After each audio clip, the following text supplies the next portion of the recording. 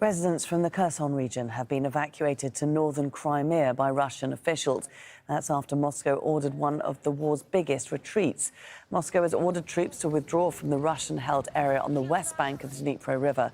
That includes Kherson city, the only regional capital that has captured since the invasion began in February. Well, Ukraine is warning that Russian troops could turn Kherson into what they've called a city of death as they withdraw.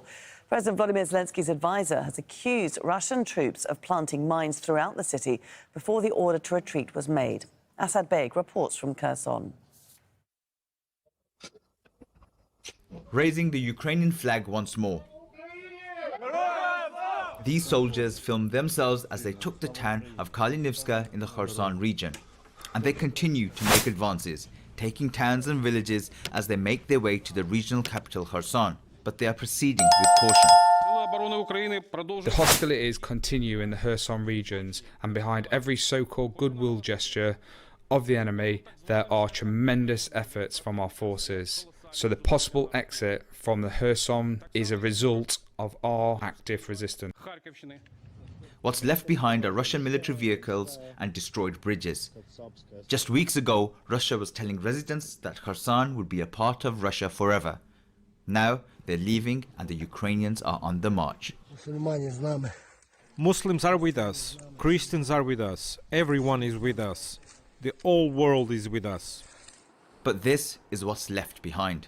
We're just kilometers away from the front line, and this town has seen a lot of damage. Every building has some sort of shrapnel damage, bullet holes, or completely destroyed.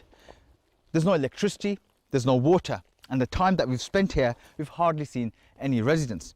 During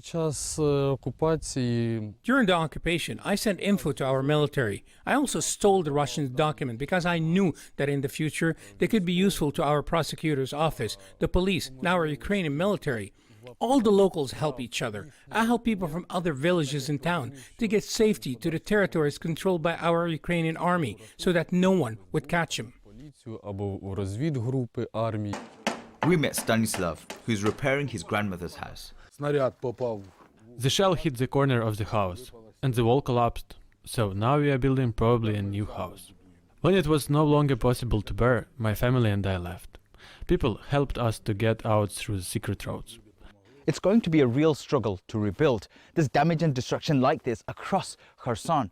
But also the Ukrainian forces that we've spoken to are not completely convinced that the Russians will withdraw because of the hard-fought battles in towns and villages across this region. But even if Russian forces withdraw to the east side of the river, Kherson and the rest of the country is well within striking distance for the Russian forces. But for now, the empty buildings here are occupied just by the birds. Asad Beg, Aljazeera, Kherson region.